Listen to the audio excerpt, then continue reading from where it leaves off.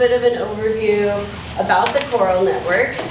Some of you are familiar, some of you are not. Hopefully, many more of you will be familiar in the future. So the CORaL network is stands for the Community Organized Restoration and Learning Network.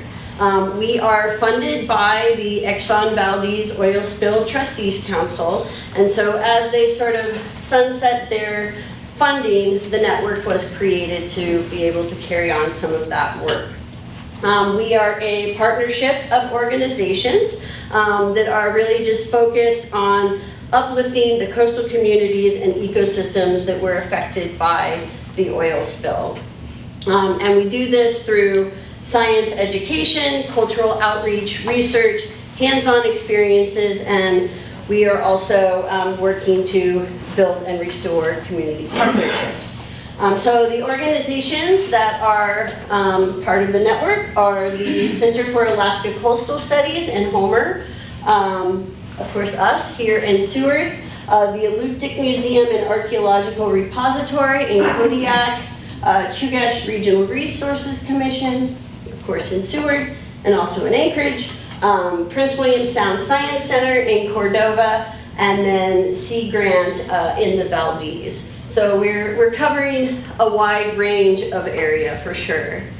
So our organization spans from the Valdez to Cordova, Seward, Homer, Kodiak, and so this allows us to make a collective impact throughout the region. We work to integrate Western and Indigenous sciences to help to inform stewardship, resilience, and collaboration for future generations. We have a few key pathways that we set up when we started the network, and so some of those are just to be engaging the youth in the community in community-based science, coordinating science outreach between organizations, sustaining capacity building opportunities and activities such as internships, deepening the understanding of Alaska's native Alaskan knowledge, and fostering cultural competencies. So through the network, we are able to do some of those things. We have been in existence for about 3 years now, and the grant will carry us through another few years, and then we will see where we go from there. But this is just a map showing you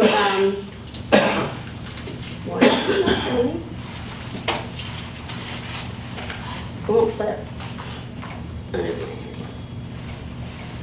Did it? Nope. Here we go. Although I feel like I missed a couple of slides. Okay. All right, so ultimately we are here to collaborate, to co-create, to share and learn from each other as well as the communities that we serve. And the biggest thing about the CORaL network is that we are stronger together. We can reach a much broader audience together. We can have much more expansive projects. We have access to a lot higher range of knowledge and scientists and culture bearers. So together we are able to build capacity and accessibility, and this is ensuring that there is a framework for sharing scientific information and traditional knowledge and skills as we move forward. And so again, we do this by creation of resources, through making connections, sharing current sciences, and then creating and distributing educational resources throughout the region. It just looks so much different. All right, so this is just one. There'll be a map after this too, but these are some of the communities that we are serving. And so throughout the oil spill affected region. So ultimately we aspire to empower the region by fostering the collaboration and the scientific research and hopefully co-creating solutions and building those relationships It's really about inviting everyone to the table to have a conversation together and going into that conversation with the idea of how can we meet people where they are, how can we better serve those communities, and not about like what we want to create and give them, but what do they actually need from us. So here are some additional communities that we have. So a huge part of this is providing access to current science, because science helps us understand and address the lasting impacts of the oil spill, and will help to inform sustainable practices moving forward. So by combining scientific research and indigenous knowledge, we support the communities, and we can provide a resilient and sustainable future together. So I'm just going to go through a few of the programs that we have. Generally, there's one organization that will sort of head up a particular program, and then the rest of us collaborate and support that program. And so the first program we're going to talk about is the AXE program. So that's Alaska Knowledge, Science, and Education Alliance. And so the first session of this actually just took place a couple of weeks ago, or maybe it was a week ago. It's all blending together. But this is an opportunity. We brought together we had 3 different cohorts, and we brought together 2 educators, a scientist, and a traditional knowledge holder. And they will work over the next 6 months to create a lesson plan that will be then tested and presented in a classroom and then shared out. So this is really a great example of that science, that education, and the cultural element like coming together. All right, we have Coastal Connections Camp, and so that is a camp that happens during the summertime. It does happen in Seward. So this offers hands-on activities that are science-driven. They involve also technology, engineering, arts, and math. And it's focused on middle schoolers who typically are sort of an underserved age group, especially during the summer. There's a lot of stuff going on for the littles, but those middle schoolers kind of lack involvement. And it also functions as sort of a camp-in-the-box program. So this enables them to also train other educators on how to bring this program to their different communities. So when this began, there were just 7 participants in the Valdez for the first time they ran the Community Coastal Camp. And now, last summer, there were 70 students, and the camp was held in the Valdez, Seward, Whittier, and Kodiak. So it is certainly a growing program and a great opportunity to get involved. All right, Collective Alaska Native Perspectives.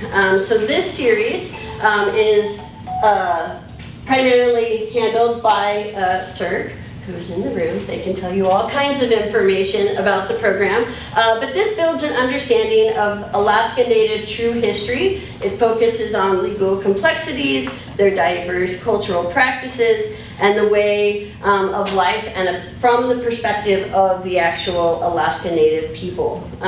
It's a very intensive workshop, but it's an opportunity to connect and learn from tribal members. And build some of those relationships. I have attended one of these. If you get an opportunity to do so, I highly recommend it. It is a transformative experience for sure. What you experience, what you learn, who you meet, it really does change how you view things. The next thing we have is our Community Coastal Experience Camp. This program is primarily run by the Center for Alaska Coastal Studies. That being said, this program is a colossal collaboration of all of the CORaL partners in order to be able to make this happen, from interviewing the candidates to planning the programming and making the connections to the community to actually running the event. So this program is an internship. It's a paid internship for adults 18 or over, and it mixes professional and community development. It connects interns with projects so that they can weave together environmental science and culture. So it's basically grounded in the idea of creating or allowing these students, and there's like 6 to 8 of them depending, on perhaps they're changing careers, perhaps they're right out of school, perhaps they're coming from a rural community, but this gives them the opportunity to see what kinds of professions are out there, what kinds of jobs are out there. For some of them, it's an opportunity to reconnect to their culture and where they come from and their history. So an incredibly also valuable program. It's for the participants, most of them like to come back, and so that speaks highly to it as well. The next thing we're going to talk about is community pathways for student science. So this program actually started in Seward with Tula, who's also here. You've seen her today. There she is. With the Seabird program that we do with the high school here. So it was then, as CORaL took shape, it was then launched to support STEM education by building a regional network of partnerships to gather crucial data in the Gulf of Alaska. So it's a hands-on approach to fostering scientific literacy in high school students, and it encourages students to research, expand their citizen science involvement, and really strengthen partnerships within the community.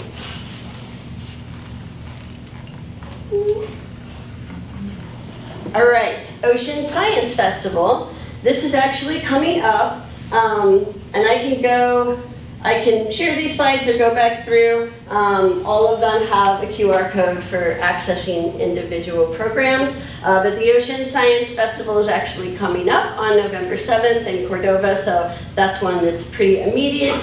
But this takes place out in Cordova, and so is the primary focus from the Center for Alaska Coastal Studies. Again, all of us contribute support to this program.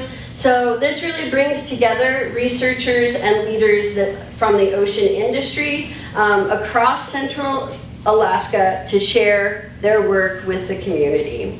So this is participation in this program provides connections to community members, marine scientists, and ocean industry professionals for students and families alike so that they can be aware of the science that's happening in their community. It really ensures that the public is aware of what's going on. It provides them access to the knowledge of knowing what sort of citizen science opportunities are available, and also gives them some information about culture and how scientists and educators and traditional knowledge holders are working together to share that science and also make that science happen.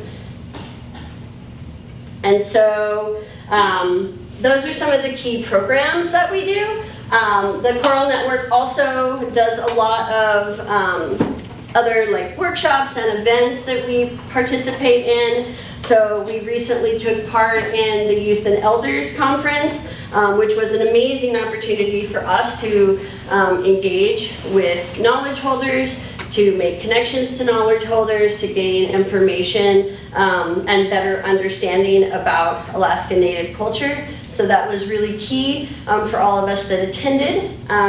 It was also just a good time to be able to have all of the partners together and to be able to share that experience. Each year we also attend AMSS, so the Alaska Marine Science Symposium.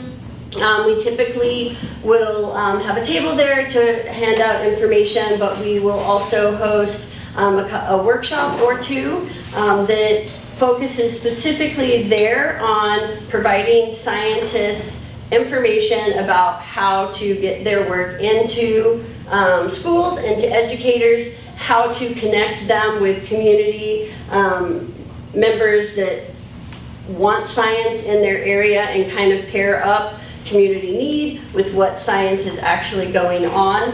And then also helping scientists as well figure out and get some tips on how to integrate their science in a culturally inclusive way, so that we are building things together. So that is kind of a brief, quick overview of a very big project. But we have lots of ways to get involved, so this is a QR code to the website. So take a look. We also have some past newsletters on there that will give you an idea of some of the things we've done in the past. And it'll give you the opportunity to sign up for the newsletter, which will then come out to you and tell you what we have going on and how you can sort of be involved in the future. So any questions? I can't see you. Yes. Is the AAC program going to be offered in Seward? I believe it is happening this year again. I do not have dates yet. I was checking that right before I came here. But it typically happens like the last week in, well, the training for educators usually happens like the last week in May. And I know last summer they actually ran 3 different sessions in Seward. So those happened late June, early July.